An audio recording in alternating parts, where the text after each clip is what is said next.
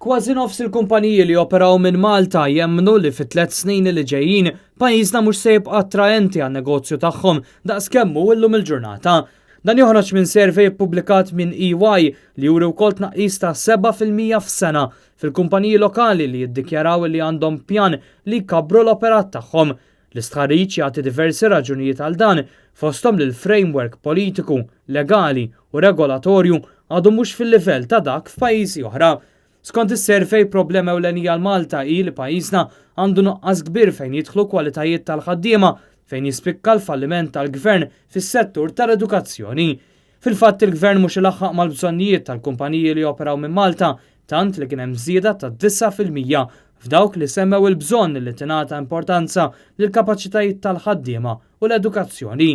63% ta' dawk li pparteċipaw f'dan is-servej isemmu nuqqas ta' talent bħala l-akbar riskju għall-iżvilupp tagħhom biċ-ċifra tfisser żieda sinifikanti ta' 23% f'sentejn. Il-kumpaniji li pparteċipaw fl-istħarriġ ta' EY iwidbu lill-gvern li qed jaqa' lura milli jlaħħaq mal-bidliet internazzjonali tant li f'dan il-qasam kien hemm tnaqqis ta' 10% f'dawk li jemmnu li l-gvern qed ilaħħaq mal-bidliet regolatorji.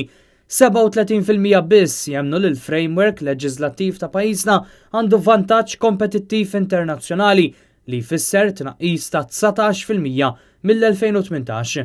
Il-gvern qed falli anke fis-settur tat trasport u l-infrastruttura hekk kif minkejja l-ftaħir kollu 19% biss jgħidu li huma kuntenti b'dan il-qasam. Xejra inkwetanti li segwi aħbarijiet negattivi tal-aħħar jiem dwar tkeċċijiet minn kumpaniji tal-iGaming u tnaqqis fil-valur tax-shares tal-istess kumpaniji kienet konfermata wkoll f'dan is-servej. Dan għaliex kien hemm tnaqqis ta' 11% f'dawk li rrispondew li dan is-settur se jkun wieħed ewlieni għal Malta fil-5 snin li ġejjin.